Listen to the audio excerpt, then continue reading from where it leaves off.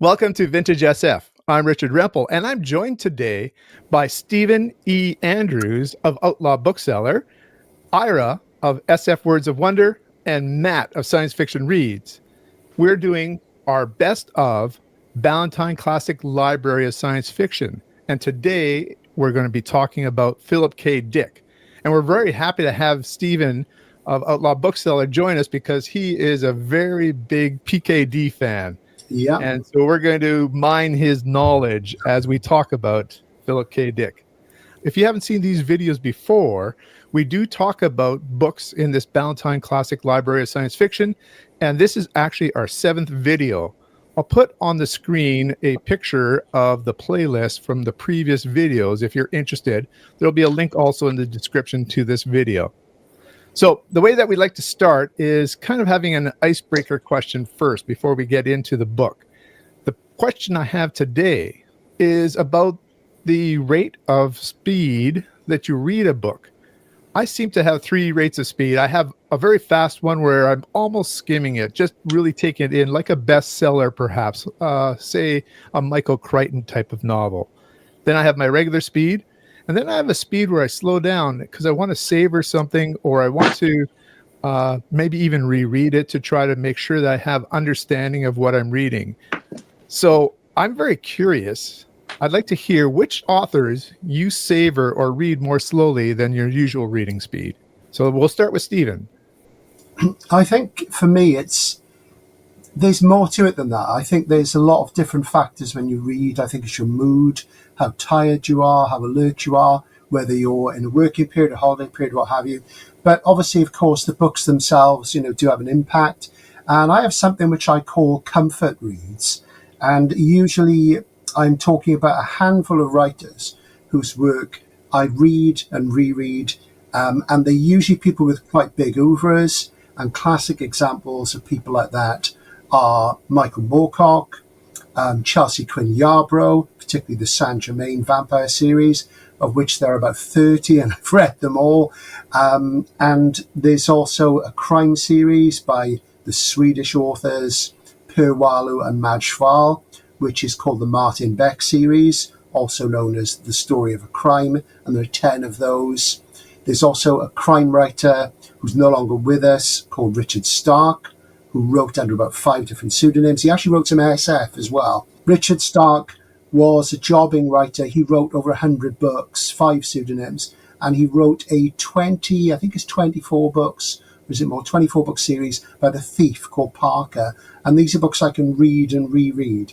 And they're all incredibly well written, but they seem to suit me and my reading approach in terms of just sheer enjoyment alongside the craft really, really well. And then, of course, you have writers who are far more challenging, where you've got to give more attention to and you've got to savor the prose. I think Ray Bradbury's an example of a writer who falls between those, who is somebody who, he wrote really beautifully, and you can savor the prose. It's mostly short stories, but he's also very easy to read as well. And I remember when I had my big Bradbury period in the early 80s, over a few years, I read everything that was published. And I stopped reading him in the late 80s. And I just remember sort of burning through them. But at the same time, the flavoursome thing is there. So I think it varies, really. And those are my sort of big comfort reads. And there are people you settle into, like Bob Shaw, I always really enjoy reading. He's got a good mix of narrative drive and innovation. So I think there's all sorts of things, but definitely the bestseller thing, somebody like Crichton or Thomas Harris, or Stephen King, you can just burn through.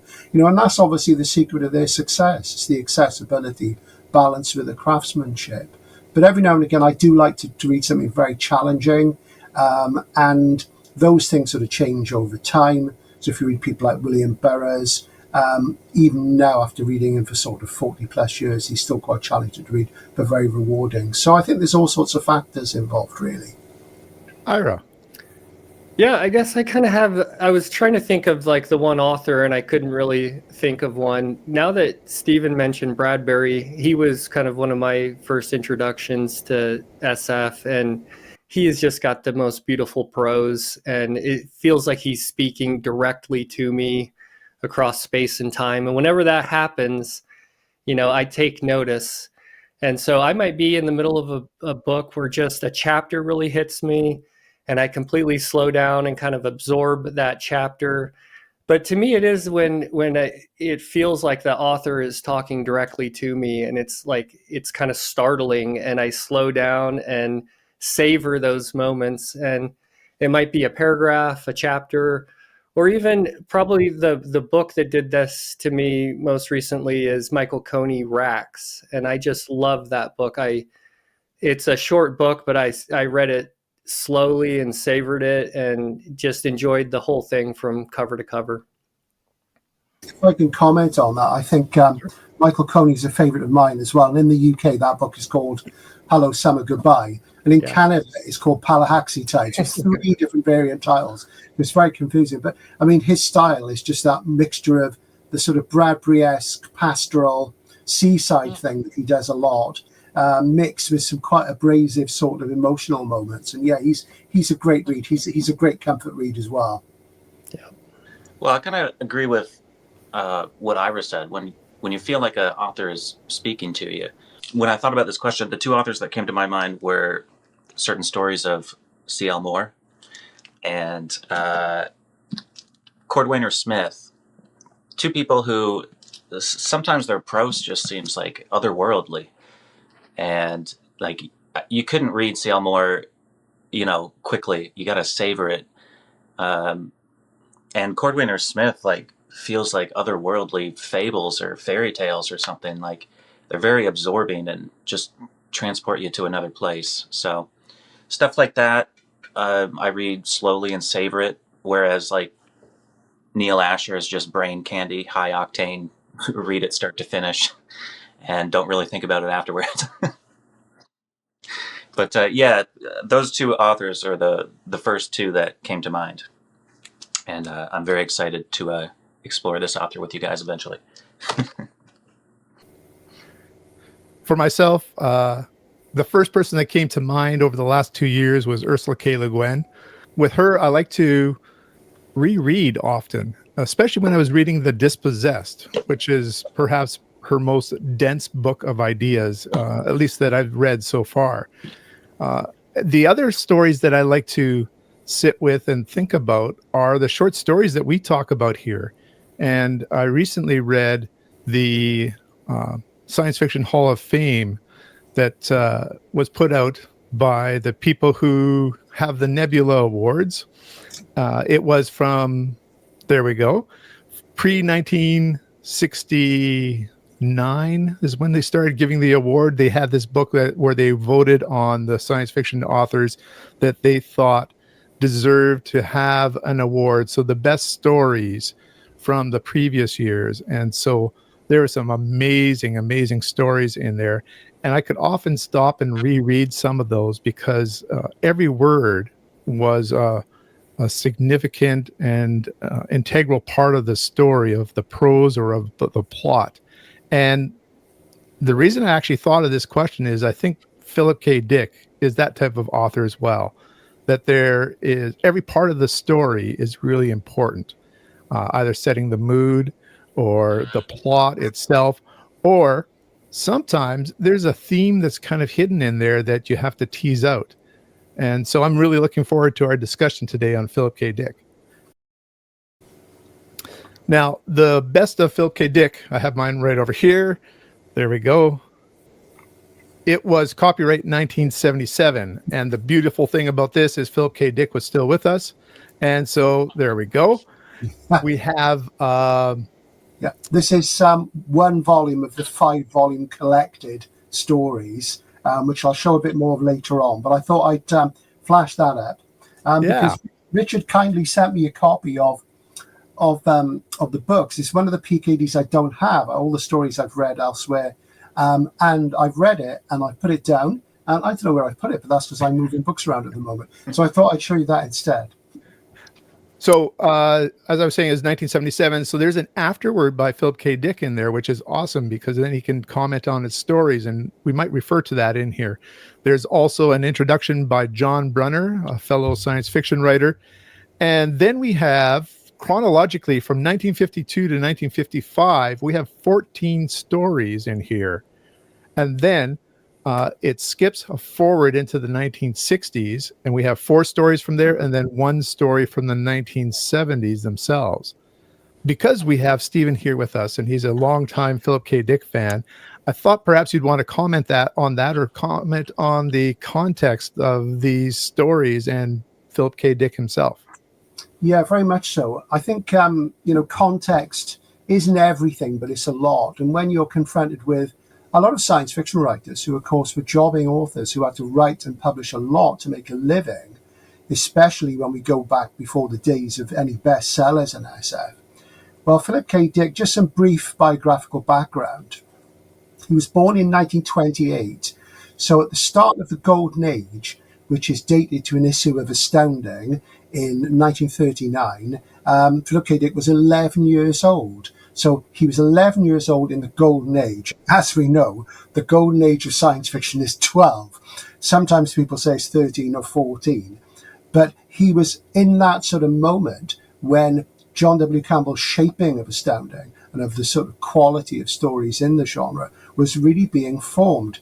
So he was an active reader during the Campbellian Revolution. So he was reading people like Asimov, Heinlein, Van Vogt, loads of others, lots of people that you guys have been covering and will cover in this series. So he was reading as a kid at the sort of tender age when science fiction really blows your mind and you discover it. And Van Vogt particularly was a major influence on PKD, and you did meet him later on.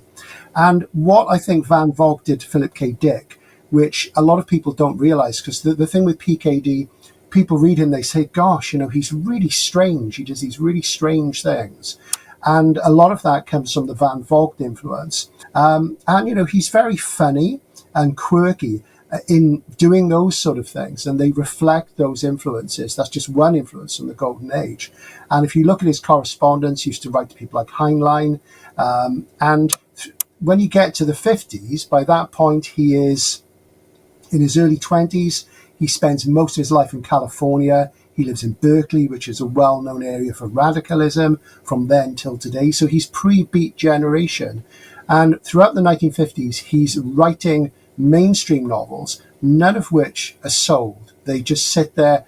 Nobody will buy them. They're not published. One of them is published in the mid-70s. All the others are published after his death in the early 80s. So he's working really hard at writing these mainstream novels. And he's on the cusp of two worlds. He's a science fiction fan, but he likes serious literature as well. So he's trying both things. But throughout the 50s, he can sell science fiction stories and then later on novels. He can get published. So if you get to the sort of mid-50s, when you look at the stories in the book, and as Richard said, most of them are from the 1950s, and you go through his collected works, and I'm just going to flash them up quickly, the collected stories. This is volume 1, Beyond Lies the Web. They've had different titles and different covers as they've been retitled over the years. This is the second one, Second Variety. This is the third one, The Father Thing. And, you've got these big chunky books, and all of these stories are written between and published between 52 and about 56. So it's a huge body of work. And then it's only when you get to his fourth volume of collected stories, Days of Perky Pat, that we get into the 60s. And there's 5 in total. So he was incredibly prolific, and he was prolific throughout his life. So in the 50s, he's selling all these stories. He's becoming really established. And he's entering the magazine market just at the point where Astounding, John W. Campbell's magazine, is knocked off his perch as the leading SF magazine, because the new magazines come along, the Magazine of Fantasy and Science Fiction and Galaxy, and they are more concerned with social science, they're more concerned with satire, and they start to sort of put Campbell in the shade. But if you look in the best of the credits, you see that he's selling to all sorts of markets. And I think in one of the early years, he sells 28 stories. And you look at the detail of the months, and some of them, there's 2 or 3 in a month. He's incredibly prolific. So he's entering just as the next evolutionary stage of science fiction is coming along, where there's people like Robert Sheckley, Pohl and Kornbluth starting to do their social stuff. Silverberg comes along later. Ellison comes along later. So it's a really interesting time. And by the mid-50s, he starts to publish his science fiction novels. So at that stage, there's some more literary sophistication coming into the genre. And an interesting thing is that he's really sort of pumping it out. Just if you think there's like 8 or 9 mainstream novels, there's the early science fiction novels, there's a huge amount of short stories. So he's incredibly prolific and hardworking. But more broadly, if we think about SF in the early 50s, we know what it's associated with from the films that we've all seen from the early 50s, when there were fears in North America, particularly in the USA, about communism and the Cold War. And we have the sort of We Are Property theme coming up, where all of a sudden everybody is writing or making films about how the aliens would look just like you. And of course, I think Robert Heinlein got there first with the Puppet Masters. I know Richard's. Have you guys read the Puppet Masters? I know Richard has. And you two will love it. This is one of my favorite Heinleins. This is a Pan Lawson's, obviously. And this is a classic, so from 1951, I believe, where aliens are taking over people. So it's the first in that thing. And that starts to pop up quite a bit. You get it in Invasion of the Body Snatchers, the film from 56. And of course, there's the novel by Jack Finney. So that theme's coming through in the UK. We had the TV series, Quatermass 2, which again looks at that thing of people being taken over by aliens. So, and you're seeing in the stories how things not being quite what they seem. It's a big Philip K. Dick theme. So communism and that theme is there. And Dick actually beats Jack Finney to it, because I think when you read the father thing, where there's the story of the little boys, and one of them, his father's been duplicated and taken over, he finds the husk of his real father. And it's very like the way the husks of the real people in the Body Snatchers are depicted, particularly in the original film version from 56. So Philip K. Dick is at the cutting edge there as well. He's not just a copyist. And, you know, also in the 50s, this nuclear war thing, a lot of the stories have this nuclear war background, which is really interesting, which you see in many of the stories in The Days of Perky Pat, in Breakfast at Twilight. They're all post-nuclear scenarios.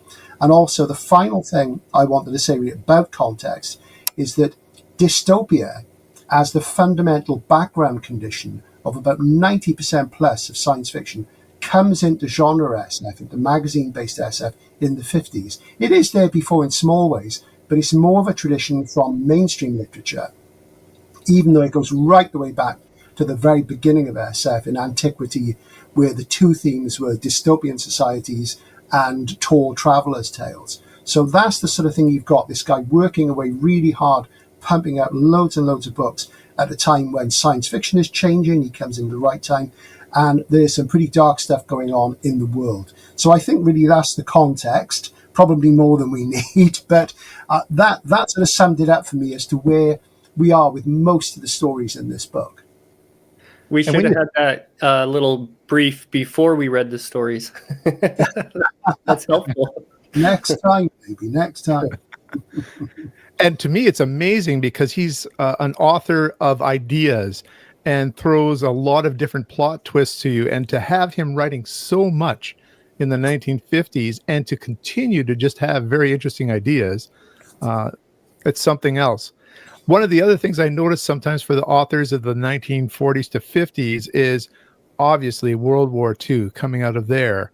That really informs what they write as well. Let's start talking about these stories. What we do here is we like to go around the horn and pick a story and talk a little bit about the story, give a little bit of a summary. Because they're short stories, sometimes we give away even the spoilers for it just because we'd like to discuss it. I don't think it spoils your enjoyment of it, but we'll try and be respectful and not go too far in that way. And I'd like to start with Matt. Matt, you want to tell us about a story that you found striking? Sure. The one I've chosen to talk about is not, by today's standards, it's not all that special, really. I chose Second Variety from 1953, and I actually have another short story collection by Citadel Press, which has a picture on the front. So what I like about this story is it really showcases two of his major themes, which is what is human and paranoia. And this one also starts kind of post or during a nuclear war, in kind of like a war-ravaged France, the Soviet Union against the UN, kind of. And I found the story pretty cinematic, and practically it reads like contemporary. Like I was shocked it was from 1953. There is a film version of Second Variety called That and oh, go ahead. It's called Screamers. It's made in the late Yeah. 90s. I think I may have saw that as a child, but I need to rewatch that. And then I believe there's another short story connected to it, the name of which I forget, but I found it online. I'm going to read that eventually. I think it takes place post Second Variety, but it's so good. It starts with a UN bunker, and you've just got a couple of soldiers just keeping watch, and this Russian comes over the hill, and they're just letting him come right up to their bunker, and eventually he's just destroyed by these what are called claws. They're basically little autonomous robots, and we come to find that the UN created them, and as long as you have a little radiation tag, which all UN soldiers have, you're kind of immune to them. They'll leave you alone. But this Russian had a note basically asking for someone of authority to come to the foremost Soviet Union bunker and kind of negotiate some sort of terms. Seems like maybe they're ready to throw in the towel and surrender. You get the feeling that they had pretty much won the war until the UN developed these little robots, and it kind of quickly turned the tide. So our main character, Hendrix, is kind of the highest in command at this bunker, and he sets out to meet up with the Russians and hopefully negotiate a surrender or some sort of agreement. And along the way, he meets this little boy, David, and his teddy bear. And you're wondering, how has this kid survived? And he's a little curious, but he brings the kid along with him. And there's a lot of great throwaway lines, like they see some rats, and PKD just mentions that these rats are mutated. They use their saliva and the ash to make a kind of plaster and live in it. And I was like, well, that's cool. That's a story right there. These mutant rats that build their own homes and stuff.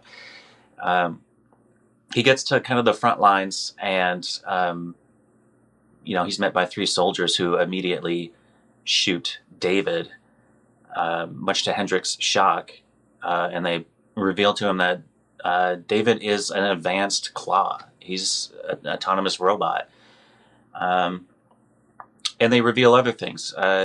There's a few different varieties of these advanced robots that the UN seemingly is unaware of. And the Russians are like, look, these things have gone beyond your control. They're making robots that are indistinguishable from humans, and there's very few of us left. And this is news to Hendrix. And I won't go much farther than here, but the rest of the story is kind of, can Hendrix get this news to the UN? Because obviously these robots are kind of autonomous now. They're doing their own thing, and now they're a danger to everybody. And there's a lot of paranoia. They find out that David is, the first version. They've killed another version. That's the version 3, which has the appearance of like a wounded soldier. And the whole idea is, they play on your empathy. You're going to let a little boy into your bunker. You're going to let an injured soldier into your bunker. And there's a lot of fear of, what is the second type of robot? Is it Hendrix? Is it one of these 3 Russians? Well, 2 of them, one's Polish and one's Austrian, but they fight for the Soviet Union, and one's a female Russian who's not a soldier at all. But yeah, lots of paranoia. Are any of these remaining people the second version? And I don't know if we want to spoil it, but I was just blown away by, when it was written. It's probably my favorite Android story.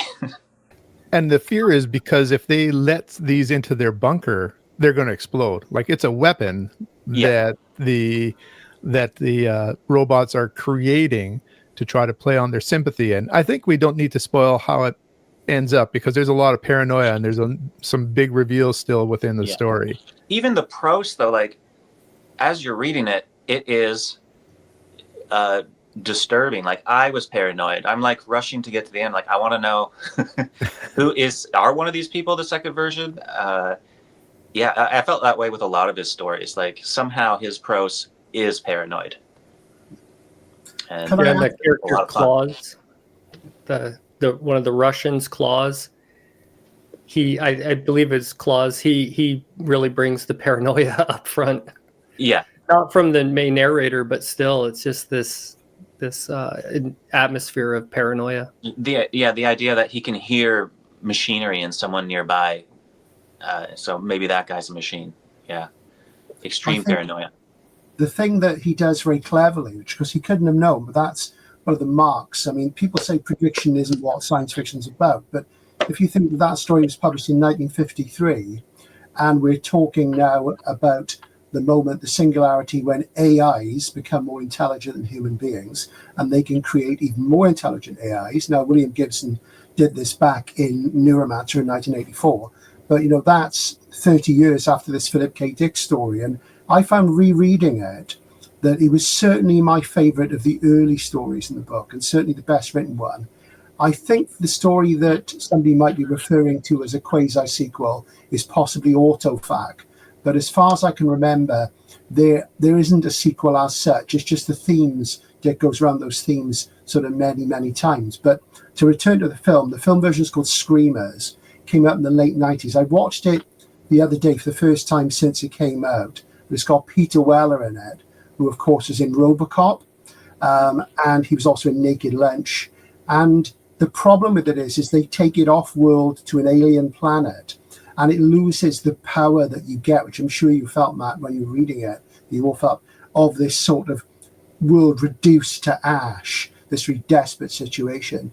But of course, they had to do that because to turn a short story into a feature-length film, it needed more narrative. So Dan O'Bannon, who screenwrote Alien and Dark Star, the John Carpenter, did part the screenplay for that.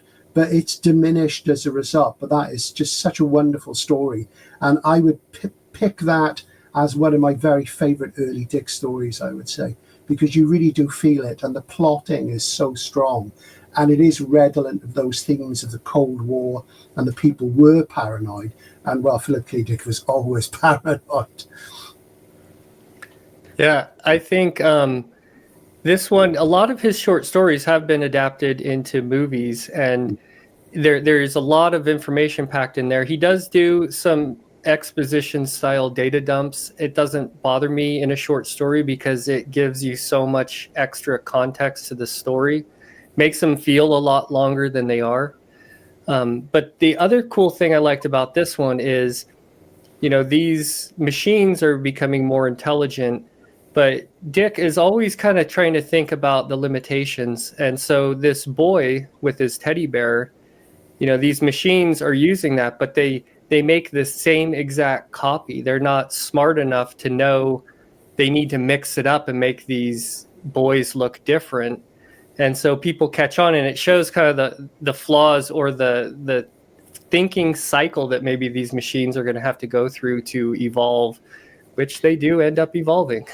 But it's also terrifying later when you have a scene of, 20 or 30 little Davids, all identical, pouring out of a bunker. Yeah. One of them even puts its teddy bear down, and the teddy bear runs at them, which I thought, oh, God, that's horrifying. Like, even the teddy bears are their own autonomous little robots. Very, very creepy. Yeah, and the UN has kind of got a moon base set up where they're kind of away from all the disaster of Earth. And then another just thing to add to the context to get people to read this one because it's so great. This next generation seems to be immune to those radiation tabs. And so that adds a really whole cool. other, It's a good setup because we were already told the radiation tags keep the claws away from you. So when the first David starts following Hendrix, we're like, okay, it is a little boy. It's a human. Yeah. So that was a cool reveal. And as the versions go up, they just get more and more advanced. Yeah, Presumably. it was one of my favorites as well. Do you have another one, Ira? Yeah, so I mean, I've read quite a few of these before, and I've read a few Dick novels. It was really cool to see him playing with these ideas that he really mastered into some of his novels. But one that I thought was interesting, I haven't read many of Dick's like time travel novels, but the story Paycheck was really interesting to me. And this is about a guy who he takes a job for like a 2-year period, and the agreement you make is this is top secret, and instead of like signing a non-disclosure agreement, at the end of this 2-year period, your memory is wiped, so you don't even know what you were working on. It's kind of this very interesting idea. And so instead of getting the payout at the end, he decided there's a clause in there that you can give yourself items, or he ended up with this packet of trinkets. And he's kind of thinking to himself, why did I not take the money? Why do I have these trinkets? And as you get into the story, you realize this company he was working for has this time viewer thing, and there's a whole nother level of what this company is working on. But he found these items that he would need to get back to this research institute. And it's really interesting that it's like valueless trinkets, but they end up kind of saving his life or guiding him because he could see into the future. And the way Dick set this up and how each little trinket got him along through the plot and back to this place was just, I thought it was really done well. I think that's a really good one as well. It's also one of the ones which was filmed by John Woo as Paycheck. In fact, there's 3 stories in a row in the book which were filmed. The 2 we've discussed, and also Imposter. And if you look at them in the context of the book, they're all published within 6 weeks of each other, and all 3 of them get made into films. As films, they all have their flaws. The best film is Imposter, and there's a full-length version, and there's a 20-minute version. The 20-minute version is far superior. It's got Gary Sinise in it. But the film of Paycheck, which John Woo directs, and John Woo's a thriller director, he's all about the action. But you can see Dick's masterful plotting with the trinkets, as Ira says, and the things like bus tickets. And that's what you call plot coupons. And in fantasy writing, it's been used in crime and all sorts of writing. And the most obvious thing in fantasy writing to me that comes to mind is in Michael Moorcock's Hawkmoon books. There are plot coupons which the central character has to collect before he can defeat his enemy. And they're in the titles of the 4 books, which are The Jewel in the Skull, The Mad God's Amulet, The Sword of the Dawn, and the Ring Stuff. And the characters collect these before he can achieve his objectives. In this, it's the other way round. He kind of spends the trinkets to get to the answer, and all the while he doesn't know what's going on. So when you see the sort of films like Memento, which is much, much later, and all these things about people losing their memory, a lot of which comes from the writings of Christopher Priest, Philip K. Dick was there first. And I think that one really barrels along, and you can see the attraction of the short stories as properties for Hollywood to buy up and film. Unfortunately, most of them are not very good, but they use them as a jumping off point. But yeah, that's a great one. And as a textbook example of how somebody very early in their writing career, but working very hard, uses this age-old idea of plot coupons to move the story forward. I like that term, plot coupons. Yeah. The other thing I thought of when I was reading that story is that whole aspect of you work for some years and that memory is gone. There's a modern show that's out on Apple TV Plus now called Severance, where they have a working innie and an outside outie person, and they're not connected mentally. And so if you're an inside person working, that's all you know. You don't know anything outside of that. And I think they owe a lot to some of the stories, of course, of PKD and others for that concept, and it seems to be working very well. Yeah, certainly. It really does. And I was thinking this morning of, because I've never watched Severance, I'm aware of it, and the new season's come up, and I thought, well, I might watch it for that reason. But one It's thing good. also, yeah, I'm sure it is. If you say it's good, it's good. Something that comes up as well, what Dick did in this story in Paycheck is something he repeats later on in the story, We Can Remember It For You Wholesale, which has been filmed twice as Total Recall. And again, it's a similar thing in that a guy in the future, he doesn't have much money, he wants to take a holiday on Mars, he knows he never will.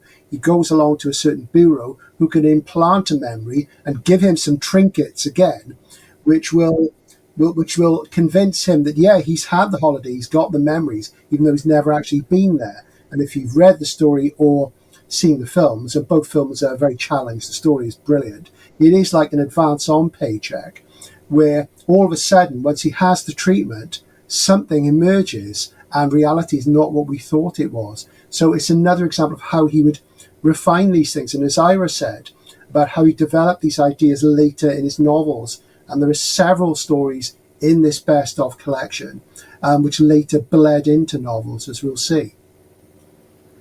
I was actually surprised that story wasn't in here. I guess there perhaps are some rights that were a problem because Philip K. Dick wrote so many stories. It's quite a job for an editor to get the rights to and to publish some of these.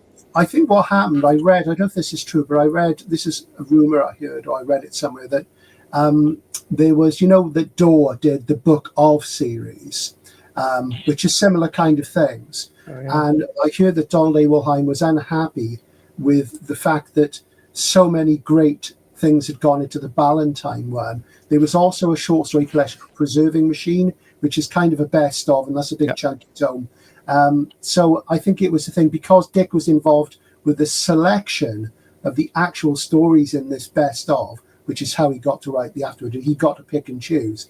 He was thinking about what needed reviving, because, of course, when a story gets revived in a collection, there's also a chance editors will notice it, and it'll be sold on to other anthologies, thematic anthologies and things. So there's a certain amount of that. So there's 2 or 3 books which could be like best ofs. The Preserving Machine's the other one.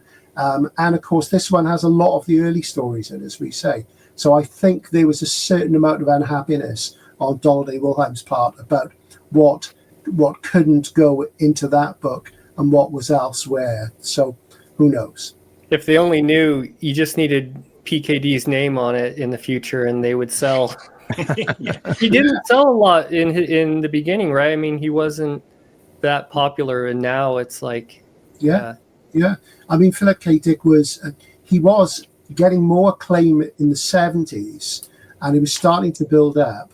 But there's a kind of mythology that Philip K. Dick would have broke through anyway. I don't believe that. I think what would have happened had he lived, he'd have remained a cult figure through the 80s. His work would have grown, because it was growing and maturing and changing.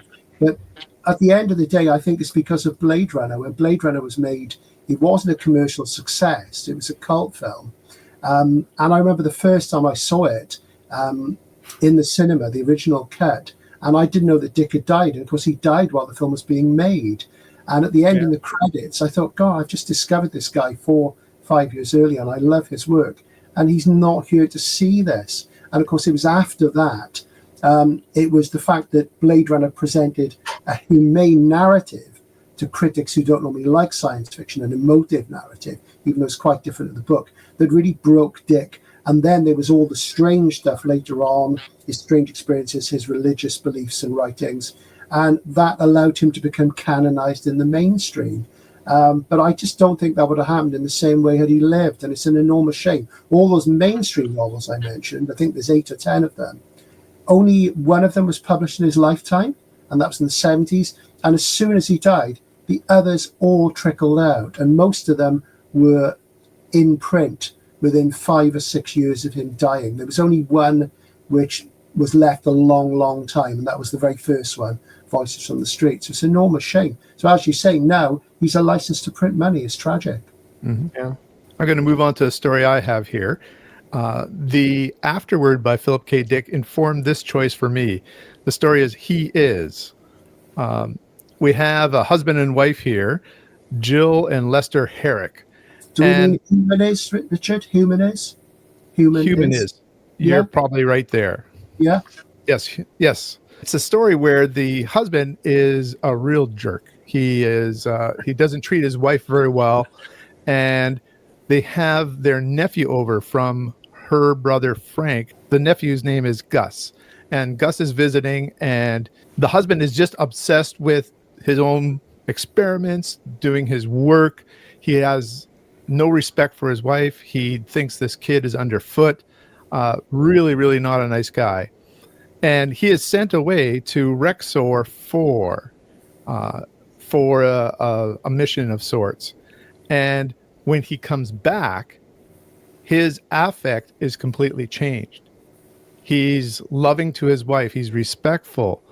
And they're wondering what is going on. His wife is not sure what's happening here. And so we get a little bit of this taste of their domestic life and how it has changed. But then we get a shot of the military, and they're talking about infiltrators from Rexor 4 coming to Earth. This is infiltrators in a war situation, basically, between the planets, an alien species who is antagonistic to Earth. We're left with thinking, is Lester really Lester, or has his mind been taken over by one of these Rexorian infiltrators to Earth? One of the things that I won't reveal the ending on this story. I think it's a very appropriate and interesting ending. But what Philip K. Dick talks about in the Afterword is how the single most important thing about being human is kindness. And I really latched onto that through all these paranoid plots, through all these nuclear disasters, through all these imposters and infiltrators, Dick hangs on to kindness as being the quality that makes us most human, makes us most connected as a species, and that the loss of kindness is the worst thing that could happen to us or to our communities. You know, sometimes we think there's a lot of negative things in his stories, but he is definitely hitting strong on the theme of kindness with this one. Yeah. This one is interesting. You know, Stephen was mentioning some of these being turned into movies, but I forget when this happened, but Amazon put out a series called Electric Dreams. Yeah. And there's 3 short stories from this collection that were made into episodes. I think there was like 10 overall, and Human is one of the ones. It was interesting. They followed some of the plots pretty well, and some they completely changed. But if I remember right, I think this one was one of the closer to the plots. I might be wrong on that. I watched it a long time ago. I think it's certainly streamable on Amazon in the UK again, because it popped up on my Amazon feed about a month ago, and I think they were first shown, it must be 10 years ago, because I actually know the director of one of them, not that well. He's the husband of a friend of mine who's no longer with us, and I watched the one of Autofac, and I generally didn't enjoy the series, largely because a lot of them, they go too far from the vision. But that's one that is closer, I think. Yeah, very much so. Yeah, when that came out, me and my wife, we took turns reading each story to each other, and then we would watch the episode. And my wife wasn't much of a science fiction reader, but I think PKD, the way he crafts these stories, builds suspense, twists at the end, she enjoyed most of them. And it was kind of a fun experience that we did. So, Stephen, what story would you pick? I think it's hard because there's so many good ones. There are a lot of average ones as well. I'm not of the opinion that Philip K. Dick was a better short story writer as a novelist, because, of course, you notice when you get to the late 50s in this collection, there's a gap then of about 7 years before you get to 63. So it's like he stops writing short stories. And he generally did. When you look through the whole lot of the collected stories, he wasn't doing much in short forms because he was writing novels. By that time, he'd been married 3 times, and he'd won the Hugo Award with Man in the High Castle, and he kind of stopped writing them. So it's really hard. But you see, I think for me, the ones that guys have mentioned, Second Variety is a real favourite, Paycheck's a real favourite for me. But I want to move forward to one of the stories in the 60s, which is incorrectly logged in the credits of the best of Philip K. Dick, which is The Days of Perky Pat. Now, in the Ballantine, it says that it's from the mid-50s. It's not, and I was reading it, I was thinking this is out of sequence, because otherwise they're in sequence. It's actually from the 60s, and The Days of Perky Pat is a great story and has a very strange ending. You'll have noticed how some of the stories don't have an ending. They just sort of peter out, and people are trying to deal with the bizarre situation they've gone through and they're still in. But The Days of Perky Pat was really important because it was later reworked for this novel, The Three Stigmata of Palmer Eldritch, which is regarded by a lot of PKD scholars and fans as his finest novel. It's certainly one of his darkest and most frightening novels. Is it one of my favourites? It's a book that I like, but with reservations because it is so dark, and I'm not one to shy away from that. But it really is quite a frightening one. And The Days of Perky Pat, it's an interesting thing because it does that thing, like I said earlier on, about it's a post-nuclear situation, and people are living in small communities separated from each other. And in one community, they have this game, which is called Perky Pat. And it's almost like having a cross between a Monopoly board and a doll's house. And they have a doll of this teenager called Perky Pat. And Perky Pat has a boyfriend, and she goes to the store and what have you. And people forget their woes in this terrible post-nuclear world by playing Perky Pat.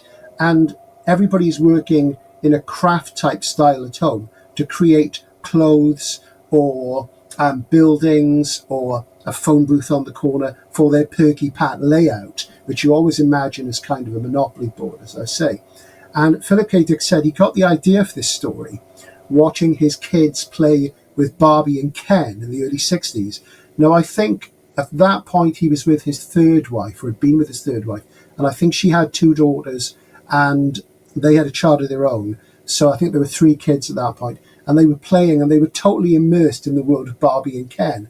And you know how these toy things work. You can buy the houses, the cars, all that impedimentia. So to me, what struck me about that story and the way it's used in this novel, and this novel is set on Mars instead, and it's really quite grim, is that the one town, they realise there's another town where they have another character who's not Perky Pat, who's more mature. She's a secretary, she has a husband and what have you. And they're going to get together and play their games off against each other. And what it made me think of when I first read it was in the form that it's in Palmer Eldritch, is the fact that it's like a kind of virtual reality where people are projecting themselves into this fake ersatz world, and the what is real question that Dick was big on as a thing. And the idea that it's a simple version of virtual reality.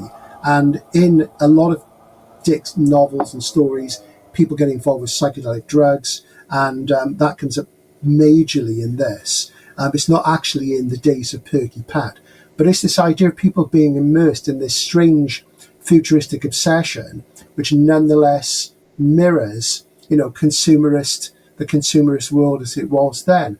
And it's also the escapism. People are trying to escape from something terrible. And I just found it fantastic. I love his way with post-nuclear settings. And the places which have escaped the war, he calls them flukes because it's by chance they've survived. And that's like a common thing. 50s post-nuclear SF isn't like Pat Frank's Alas Babylon. Somehow the town hasn't been touched. Things like that. And also there are underground cities. And the underground cities he uses again in The Penultimate Truth, which if you're familiar with Hugh Howey's book, Wool, Is it Wool? I think it's Wool. But there's the series, Silo is the TV series, where people live underground in these cities. You know, it's all in here. So Perky Pat for me is like a real link between his stories and his novels and showing how he developed as a writer. And it's just really, really strange when you see these people playing with these toys, and this is the reality that they want to escape from. It's a memory of what life was like before the war. And it's typical of Dick that he's quite big on games. There's things of game playing. And that comes up a lot in Barry Malzberg's work as well, and Barrington J. Bailey, this obsession with games. And it all stems back to A.E. Van Vogt, who was doing very strange things around games and systems of logic that seem to make no sense. So I really like the befuddling aspect of that. But to return to what Richard was saying about kindness, which is really important, I mean, that was a major theme for Dick as well, because, of course, when you read Dwanrod's Dream of Electric Sheep, there's the whole thread, which isn't really, it is present in Blade Runner, but not so specifically. It's the theme of empathy and of being human and identifying humans by looking for that kindness, for that identification of empathy with all living things. And that's a marvelous thing. And in a way, in Perky Pat, it's kind of directed towards these unrealistic figures. And the influence of that spreads out in David Cronenberg's film Existenz from the late 90s, which is came out the same, I think it's the same year as The Matrix came out. It was rather overshadowed by it, but it's about virtual reality gaming. And in that, two of the characters are on the run. They're actually in a computer game, and they get takeaways. They get a takeaway, and the styrofoam cup and the bag with the burger or whatever actually says Perky Pats. So you see these influences spiraling out, you know.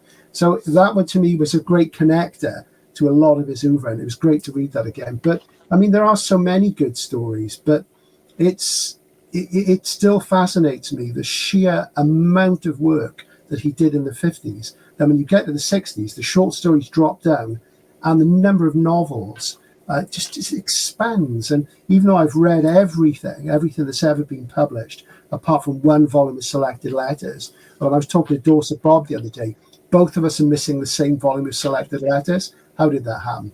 And it's the fecundity of it and the variety, and yet there is this consistency of themes, and the man's personality as somebody who was deeply troubled but caring just shines through, and it carried on through all his life. He was seeking answers, and he was seeking a way out of his personal confusion about what was real and whether there was a deeper underlying order of the universe. And again, that's a Van Vogt thing as well, you know. So it's very profound, but at the same time, the sheer entertainment value of stories like Second Variety and Imposter and Paycheck and so many of the others just can't be denied. It's wonderful, wonderful stuff. So I think for me, it was going back to a difficult choice. I think if you guys hadn't beat me to it, I might have gone with Second Variety, because that's such a great one. But Days of Perky Pat is probably the one for me. Yeah, the thing I liked about Perky Pat, you know, he described the game enough, but not in detail. Yeah. And I think he even uses the term role playing, maybe, or kind of puts it in a sentence. And that is like a whole genre of video games now called role-playing games, where you're assuming this role of this person and sometimes just going about their daily life. You know, it might not even be fantastical. And he, you know, saw that really ahead of time, that people were, it's like this escapism or nostalgia for the way the world used to be that the adults were locked into. But what was really cool is that the children were kind of looking beyond and trying to adapt to this new world, but there was this vast disconnect. These adults were like obsessed with this game. It was really bizarre, but yeah, it was great. Yeah, the kids are on the surface like hunting mutated wildlife, and they don't care about, like, they've never grew up in the previous world, right? So yeah, they're probably the future of humanity. You know, and it's very much the adults are coping with their trauma through this role-playing game, whereas the kids, this is all they know, the life that is happening now after the post-nuclear. And so you see the difference of the generations. Yeah. You see the kids come up a lot in the stories, like in the father thing. The little boy, the son is the hero. Obviously, partially this is to do with the fact that it was perceived that to an extent a lot of the readership for SF in that period was young people. So occasionally you would put these children in as identifiers. And it is an interesting point that, they are the future. And they are, as you say, dealing with the real, whereas the adults are dealing with the unreal and what was. And that sort of shows the dichotomy in PKD's mind, that he was always assuming that, the crabgrass in his garden was out to get him. And that's the way his mind worked. What is underneath this reality, when, maybe he just should have got on with it, but, he had his issues, which is for another time. So I was wondering if we could just quickly go around again and let's see if there's another story we could mention, because there's, I think it's around 20 stories, perhaps 19, 20 stories in this book. And as you can see, they're very engaging, but they're also very plot driven if you really like plots of your stories. So Matt, let's go around the horn again. Okay, well, I did read this collection a month ago, and the only two stories I reread yesterday was Second Variety and Perky Pat, because those were my favorites. So a story I liked, but I have trouble remembering, and even struggled to fully understand, but I would like to talk about, is Faith of Our Fathers, about like a Chinese government official who he's kind of rising up in the government, and then an organization makes contact with him and kind of reveals to him that reality is not, of course, what he thinks it is. And basically that the whole country, if not the world, is being drugged. And because he's got an opportunity to meet kind of the party leader, they want him to take an antidote to this drug and see the leader for what he or it really is. I remember being a little confused by the ending, but I thought this was really good, really paranoid. Again, where the prose was like, making my skin crawl, the whole idea of it. I just don't fully remember it. I really loved that one. That one was a great one. It was, most people probably could have read that in Dangerous Visions. It was in there. And I wanted to ask Stephen about that one. I got some vibes of The Man in the High Castle. Not the whole plot, but this, this almost communism that took over the world and is trying to assimilate other parts of the world, and this very strangeness and this like clandestine group kind of trying to go against this. And it was just the idea too that everyone was taking hallucinogenics through their water, and then he got basically an antidote, and he got to see the world for what it was really. It was just amazing. I think with Faith of Our Fathers, as you say, Ira, it was commissioned for Dangerous Visions, Harlan Ellison's anthology. And when you read Dangerous Visions, for me, one of the best parts is reading Harlan Ellison's introductions to the stories. And I will say, a lot of the time, I prefer his introductions to the actual stories in many cases, not in this case. And in the introduction, Ellison says, Philip K. Dick wrote this under the influence of LSD. And then in the afterword, Philip K. Dick says, no, I didn't. It was supposed to have agreed that Ellison wouldn't say that, the text would be changed, but it wasn't. So that kind of tells you a lot about the sort of mythologizing that Ellison was doing at that time with that part of the American New Wave, even though Judith Merrill had been working on it a long time before Harlan was on it. And it's what I love about that story, the Oriental setting, obviously the Chinese, is reminiscent. It makes us think as Westerners in the Anglosphere. It makes us think of the Japanese conquerors of The Man in the High Castle.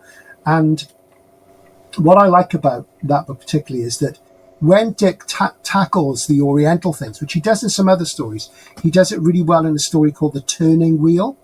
This is the collection called The Turning Wheel and Other Stories.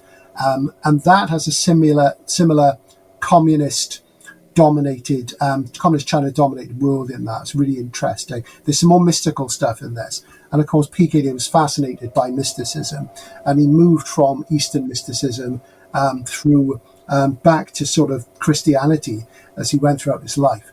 And what got me about that story, rereading it, was that really, in some ways, it's a rehash of 1984, because Chien, and if that's how you pronounce his name, he has all these real feelings about how he can't stand the party and what have you. And there's one scene where the leader addresses him directly through a telescreen, which of course is from 1984. It can watch you, and he's very similar to Winston Smith in that respect, though he's more irreverent. And in his dystopia, you can get away with being a bit more irreverent. And that really made me think of it, because there isn't really any end to this story. It's about how people are coping in this situation. And it's the struggle of the little man against the big sort of political thing. And Kim Stanley Robinson wrote a fantastic book about PKD's novels called The Novels of Philip K. Dick, unsurprisingly. And he points out time and time again how so many of Dick's protagonists are ordinary people fighting against a huge bureaucratic dystopian world. And obviously he felt that's what he was doing. And we've all felt that as well. That's one of the sort of things of being in the modern, super organized, super political, super connected world. So that's a big part of it.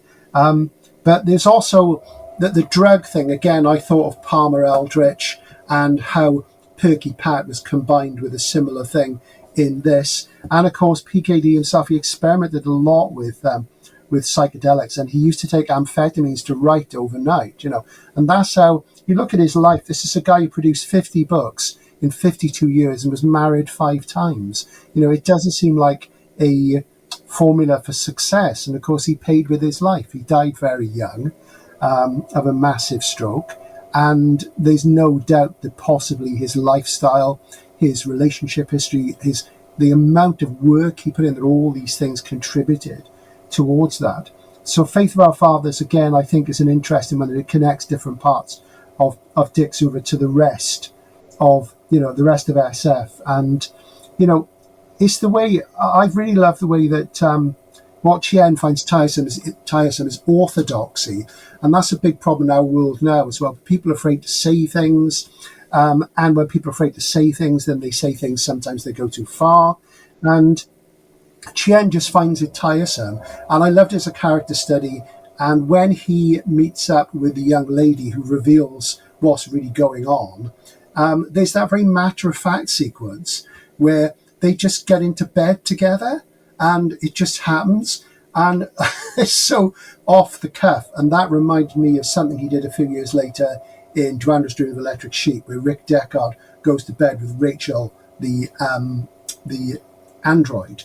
And it's sort of like very matter-of-fact and mature, but there isn't any way out. And I think in many of these stories, which have these ambiguous endings, and you get that in Perky Pat as well, it's like, is there any way out of this? He's posing a question for us as readers and saying, the old sort of thing that comes from dystopian SF, if this goes on, if we let this happen, this could be the problem. So, he was obviously signaling a lot of his concern about totalitarianism, dystopia, and communism. And of course, Dangerous Visions is supposedly a new wave anthology, and the new wave in the UK was very much left-wing and was a lot more united and experimental. If you look at Harlan's Snapshot, it's very, very diverse.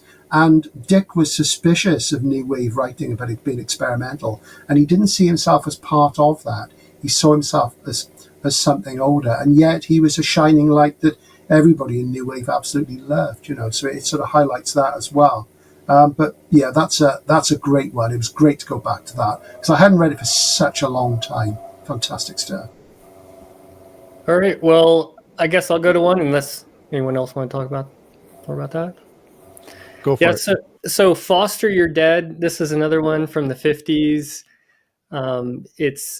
It's like he's envisioning a future where in capitalism, people have bought enough cars and TVs and they're kind of running out of things to sell people. And there's also this huge mix of the nuclear scare in this one. And so your own private bunkers is like the new thing that is pushing the economy and capitalism. And they're, you can buy these bunkers, you can finance them, you have to upgrade them as the bombs and missiles get more advanced. And so there's this constant money you have to put into this, and it's not just for your entertainment, it's part of like saving your life, which adds an extra element to the drive of capitalism in this one. And it's got this great narrative because it's mostly following this kid who his dad is anti-P. I think it's like anti-progress, or I think that's what the term there. And so his dad refuses to buy their own private bunker, and this kid, it's his dream. He's like staring in the window of this thing, and he really wants to get one, and his dad ends up kind of conforming and going against his own beliefs. And there's this whole cycle in this one, and it's just a great one that rehashes a lot of themes but kind of does it in an interesting way, I think. It's like planned obsolescence, right? Like your phone is only good for a couple years. Same with the bunkers and everything else they're selling. Yeah. You got to upgrade. Yeah. It's kind of the opposite of where the kids are in touch with reality. And of course, it's more of a kind of nearer future story and very germane to what was happening when people were concerned in the 50s about nuclear war. So in this case, the father is anti-progressive or anti-political, maybe. I say it's not entirely clear which of the two it is. And he doesn't want to spend the money. He hasn't got the money. And he's a small businessman selling wooden furniture, which is antiquated. And that ties in with PKD's experience. He worked in a record shop. He was involved with one of his wives making jewelry and selling jewelry. He experienced what it was like to work in a small business. And in lots of his mainstream novels from the 50s, there are a lot of people who are small business owners. That comes up time and time again. And Ira raised the word capitalism, and that's a really important one because, again, the little guy is trying to fight against capitalism. And in this story, the father and son, has been taken in, as Matt says, by the planned obsolescence. You've got to, and he's ostracized by the kids in his school because he doesn't, his dad's anti-P. They don't have a shelter in the garden. He's an outcast. So it's a bit like he's not into Pokemon. He doesn't have the Pokemon cards. He's an outsider. So it's peer pressure. And that feeds into a political idea, which is sort of a major one that we all forget, which is hegemony, which is the idea that political structures and the way the world is only happens because we buy into it and we support it by things like that. It's not just with our vote. It's also with us accepting the consensus. And that's something Philip K. Dick was very big on not doing, accepting the consensus. But again, his facility with the child characters is brilliant. And considering that I think all his children, he didn't have a male child until late in his life. He had 3 children, 2 girls, and then a little boy called Christopher. And Christopher wasn't born until the early 70s. So that's way past his most productive periods, the 50s and 60s, because in the early 70s, he had about 4 years where he didn't write very much at all. And there certainly wasn't much being published between 70 and 74. So, his skill as a writer and being able to create characters, the way he obviously observed other fathers and sons and could handle this in different ways, is testament to his skill as not just a science fiction writer, but as a writer full stop, So I think that's a great illustration of that as well. I think it's a really interesting use of the peer pressure and pressuring your parents to try to get you to have something. Let's say it's a cell phone nowadays, a young kid wanting a cell phone, but putting that on the scale of the fear of nuclear war. And to marry those two together gives us a different feel than you might just have about consumerism and the peer pressure issue. My only criticism is that PKD underestimated the ability for us to upgrade TVs and cars into the future. I think everybody did that, though, didn't they? That's the thing. It's an interesting one because you talk about the cell phone. I'm interested in when was the first, cell phone in science fiction. And funnily enough, in the Puppet Masters, it begins with the narrator's cell phone ringing at the very beginning. And straight away, of course, that's 1951. There weren't cell phones till the 90s, really.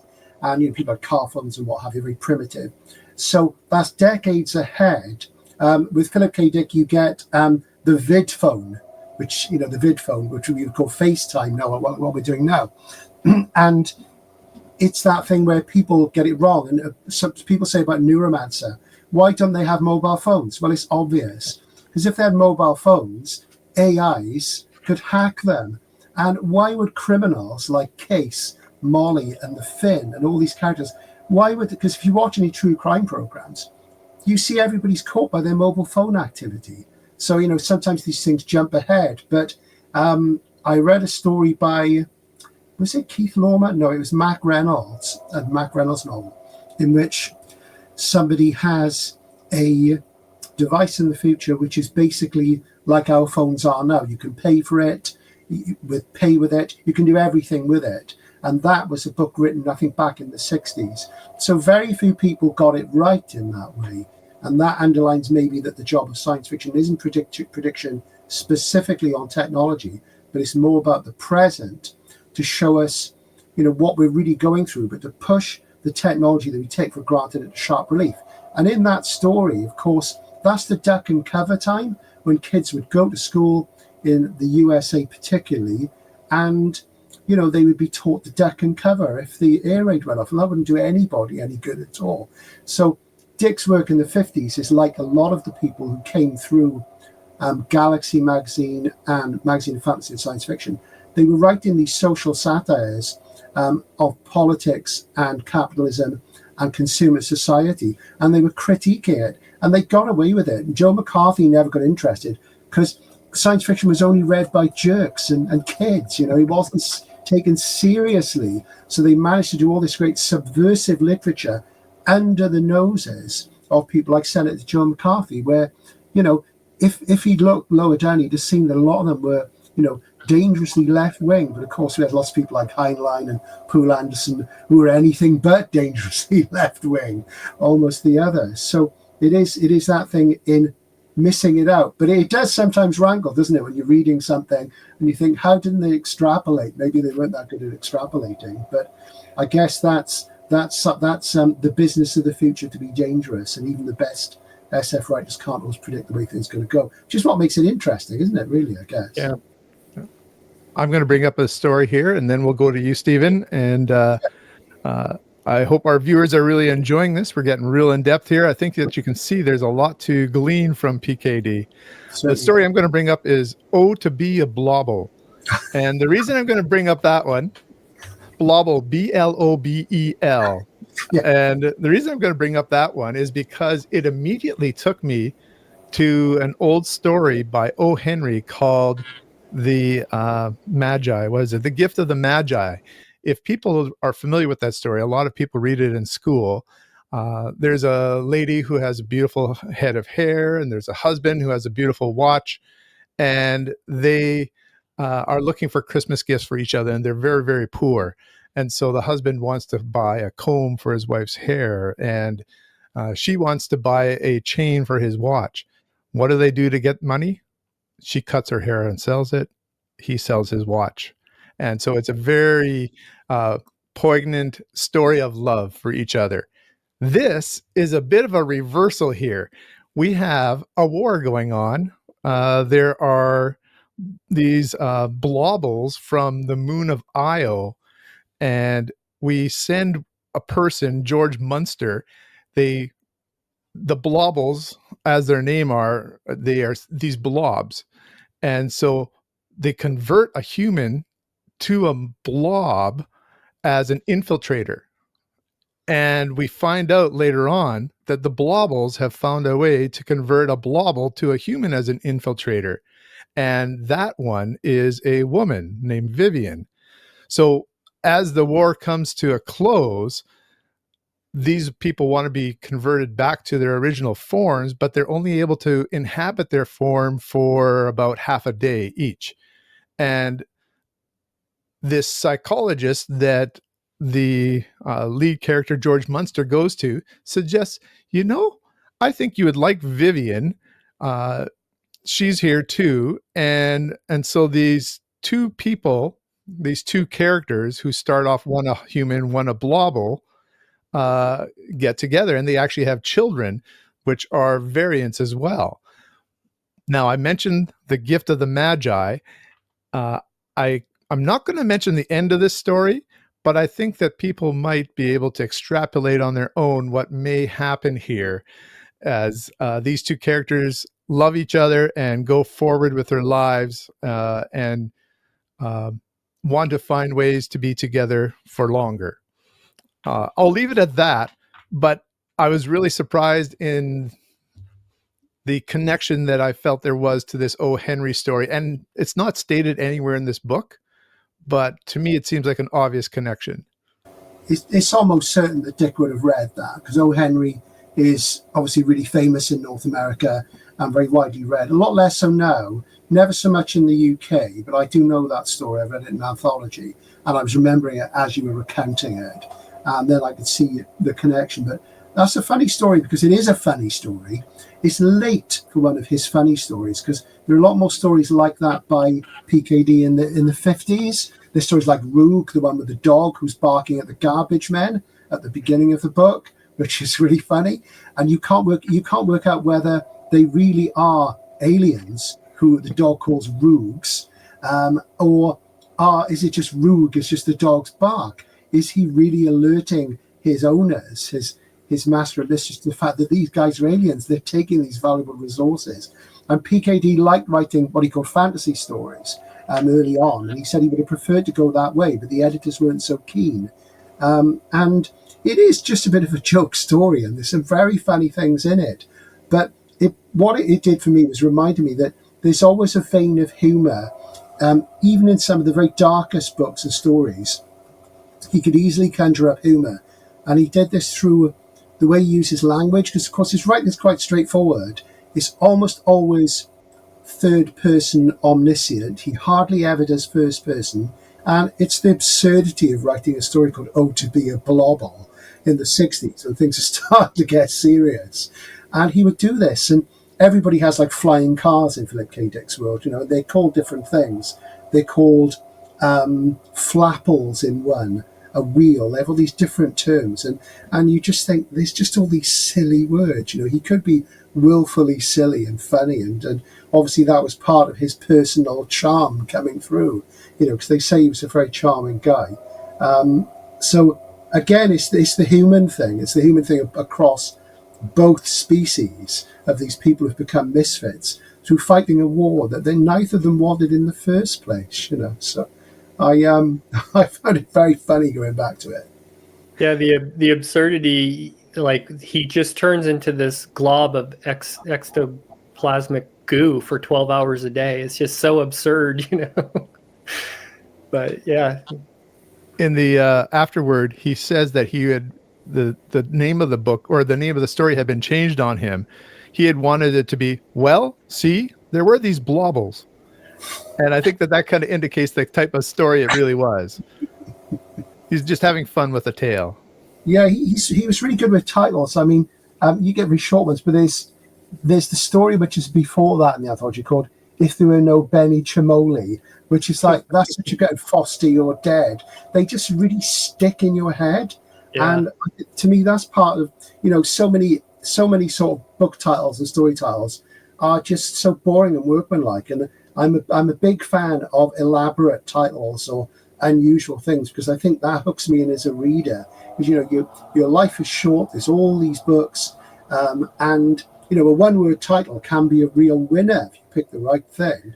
But sometimes you just need something that makes you go, "What is this?" And that's what got me into PKD in the first place. When I was a kid and came across Do Androids Dream of Electric Sheep in a local newsagent, I thought, I've got to read this, because that's such an unusual, strange title. It fired my imagination. And, that's an important thing, particularly in an SF writer, isn't it? To fire the imagination and the curiosity that SF brings out in us. Yeah, they say, like a first sentence can really suck the reader in. He goes beyond that with his titles. Yeah, You're so inquisitive about what could possibly mean that you're instantly hooked before you open the book. yeah. Stephen, is there a last story that you'd like to talk about before we just do sort of a roundup? Let's see. I've got some notes. So I make notes about all of them. So I read the book of a period of weeks, and I really enjoyed going back to them. I think really I've mentioned most of my favourite ones there. Just to mention Roog again, I think I've read Roog so many times because that was his first sale. It wasn't his first published story. That was his first sale. And, the idea that he takes a non-human character and centres it, and it's so short and it's ambiguous. And I must have read it half a dozen times, but each time it feels fresh. And each time I'm still wondering at the end, are they aliens? Or, is the dog perceptive? Or are they not aliens and the dog is just a dog and they're just garbage men? There's one moment where you think, they're doing or saying something when maybe they are aliens. But that goes to the heart of the sort of Dickian universe. What is real? How can we trust what we see, hear, feel and touch? We ultimately don't know. And that was something which, obsessed him all his life and led to, a wonderful and entertaining career that was cut short. But boy, what riches he left behind. So Roog as an opener, as that first sale, that must have been a wonderful moment. Imagine he was getting all those rejection slips coming back every day. And there's a very funny filmed interview with Tom Dish where he talks about how Dick wrote later on that he says, when I was young and had no money, I think of the Lucky Dog pet store and how me and my wife, I think this was his second wife, used to buy horse meat to eat. We had no money, but we were happy. And Tom Dish goes, oh, poor Phil Dick, and how he sort of mythologized things as writers are liars. They're liars. They're good liars. They're paid liars. And he talks about how, Dick was very good at sort of building up his legend. But at the same time, just imagining that moment when it wasn't a rejection slip, but it was a check instead. That must have been marvelous. And that was the paradigm shift. That was the conceptual breakthrough for Dick, for all writers to have. And what do we get? We get Roog. We get the dog asking the question, are these aliens? What is real? Brilliant. Yeah.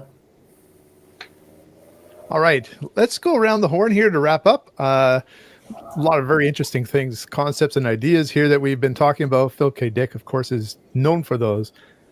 Matt, what was your overall impression of this one? And you can compare it even if you want to some of the other things that we've been reading.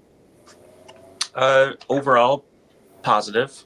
I had read a few things before, like Do Androids Dream of Electric Sheep, which I did not enjoy, but I read that so early on that I need to reread that. It was a lot less dark and paranoid than I feared.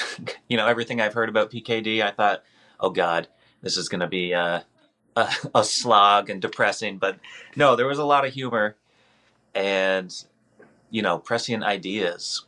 So I was shocked with a lot of, the stuff he came up with that he got right. Or, like I said, the early Android story that reads like it was written, a modern story. So I really enjoyed it and look forward to more. And as we do this series, I'm continually surprised that they seem to have chose the right authors. I go in a little wary each time, and every time I'm like, I want to read more of this author. So I enjoyed it, and I'm looking forward to reading more by him, especially novels. I think that'll be interesting. Ira. Well, in my early 20s, I went through a PKD binge. I think he appeals to a lot of people in that age bracket, males, and they're past their coming of age a little bit. The things that appealed to me were like the counterculture, the drugs stuff, the problems with authority. And I binged a lot of his works, and then I've, read a few things here and there since then. Now I'm going to be 50 this year, and I realize there's many layers to his writing, and I've gotten so much more out of it than just the angst against the world and some of that's in some of his work. And I mean, I would always say he was one of my favorite authors. And then I kind of went away from him for a while and explored a bunch of other things. But revisiting this collection of stories reminded me how much I do love him. And I think he's one of the few authors I want to, go through and read everything he wrote. Maybe not all of his short stories. That was quite the collection there that Steve had. But definitely like go through his novels and maybe even in publication order to watch him grow as an author. It would be very interesting to do a project like that. I'm going to just go a little out of order here. I'm going to go to Steve next, and then I'll cap up with my opinion. I'll sort of back up what Ira said, really. For a long time, probably 10 years or more, because I started reading Dick in 76, 77, and by 86, 87, more or less everything had been published. So I read the whole lot. There were little bits and pieces after. And I decided, when I retire, my first sort of reading project, over the course of a year, I'm going to read all the books, everything, in chronological order, and see, because it's just so much and it's so wonderful. But I have obviously enjoyed rereading these. Some of them I've read quite a few times anyway, with the novels. I'm rereading one at the moment, which I'm less fond of, called No Wait for Last Year. I'm on my second reading of that. I didn't like it the first time. I don't like it this time. But that's the thing. There's so much, and you can cherry pick. But Dick's impact on science fiction and on literature generally is enormous, and on SF particularly. If anything, and this is not his fault, there is kind of a cult of Philip K. Dick, which I find a bit distasteful, in that Philip K. Dick has become this accepted figure in the canon.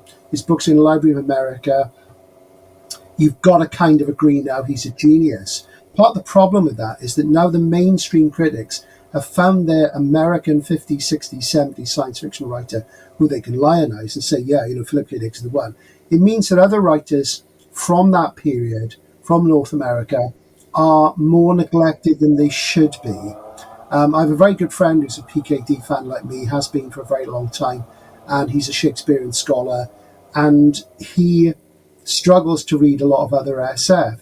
But, when I look at the work of people like Robert Silverberg, Thomas N. Dish, the two people which loom large, there's a lot of really great work from people like that. And I think in a way, American science fiction certainly between 1960 and 1980 is in the shadow of Philip K. Dick, and I think it's obscured by it. I think Barry N. Malzberg, who is maybe narrow in concern, very, very grim, because he passed away sadly recently. He bears all the hallmarks of massive Dick influence, but is somebody who, if he was discovered by the mainstream, would have been canonized a long time ago.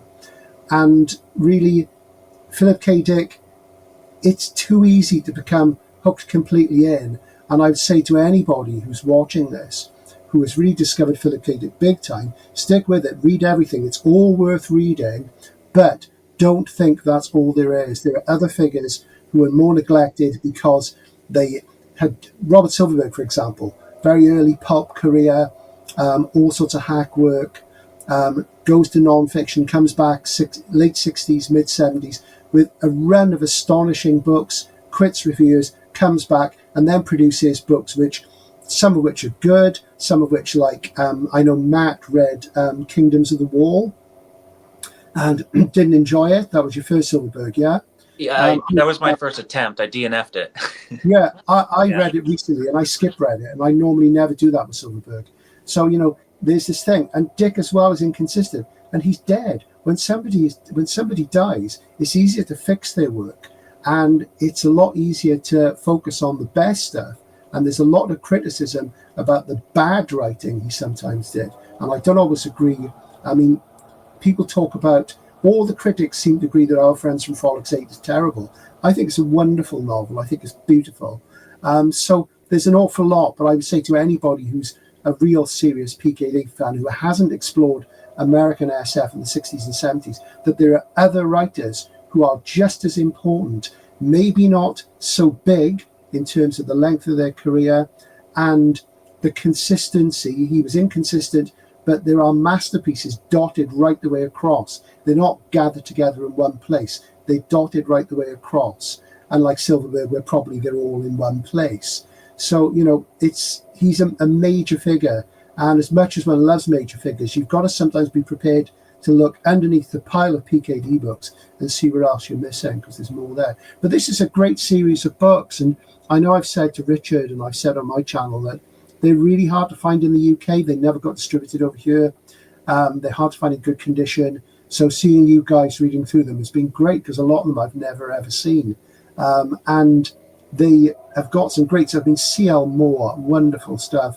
I managed to get the Kornbluth one the other day.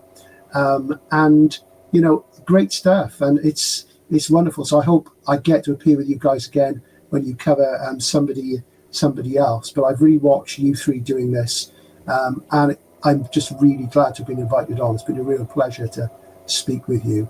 And, I'm looking forward to doing one where it's somebody I know far less about, because he is one of my passions, as you can tell. So there you go. Well, we appreciate your passion for PKD and joining us and chatting about it. When I look at this book, I also, for myself, and I'm not sure, there might be other people out there, when I first think of PKD, I knew of Blade Runner and the movie. And I actually thought, okay, I'm not sure if I really want to go into this guy's work. He seems like this could be a very challenging and dark kind of future kind of guy. And then when I started reading his short stories, I realized, hey, this guy's just like his contemporaries. I think of we've read Frederick Brown, and we've read Leiber and others. There's a lot of commonality in terms of big ideas and fun stories from the 50s, 60s, and 70s. And I would just say, if you as a viewer feel a little intimidated by PKD, don't be. His stories are very accessible and a lot of fun to read. And I think that's the thing that I was surprised at a little bit as I started to read him. I started to read him with The Preserving Machine when I was going through the A Science Fiction Special Series 1. His stories, there's so many that are just fun, and you can just find them as an enjoyable read. Even if all you like are bestsellers, I think you can still really enjoy these stories in the way they're presented. So, hey, Matt, I know that we're going to be visiting your channel next. What are we going to be reading? Somebody I've put off for a long time, and who Steve has been on me for probably 2 years now to read and check out. I've only read him in collaborations, never on his own. Maybe you can guess. The Best of Henry Kuttner.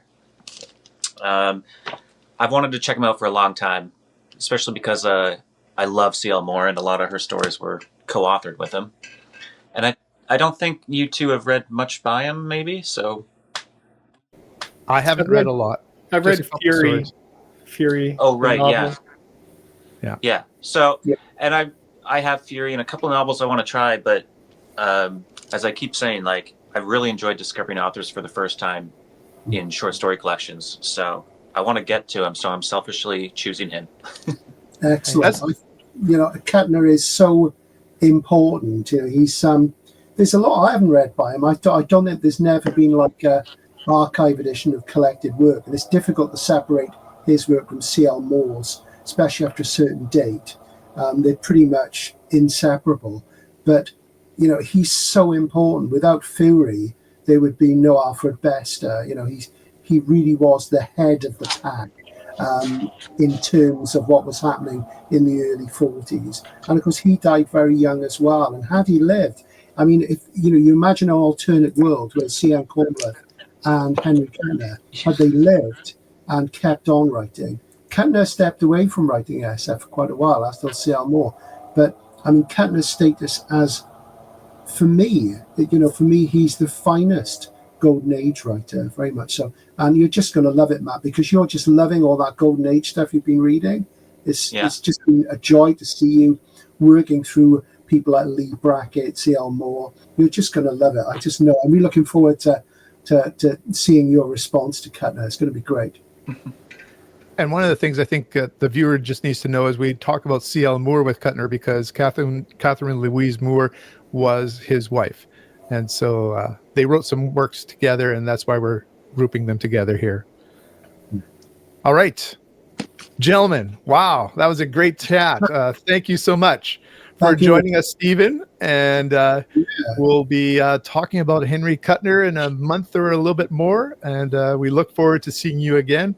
Yeah, it's just been great to talk to you guys. I know Richard and I, we've collabed before, and Matt and I have been emailing for years, and Ira and I a bit as well. It's really great to talk to you. We've got a truly transatlantic session today, which has been great with you guys in North America, me in Europe. Fantastic stuff. It's been lovely to talk to you, and great listening to your insights. You can always learn more. I mean, you all said things which I hadn't thought of or that struck chords, and that's the beauty of sharing the reading experience. So thanks a lot, guys. Really loved it. Thank you, Steve. Yeah, thank you. Thank you, guys. All right. And so, Steve, if I said until next time, what would you say? Keep reading. Thank you. Thank you all. Bye-bye. Thanks, guys.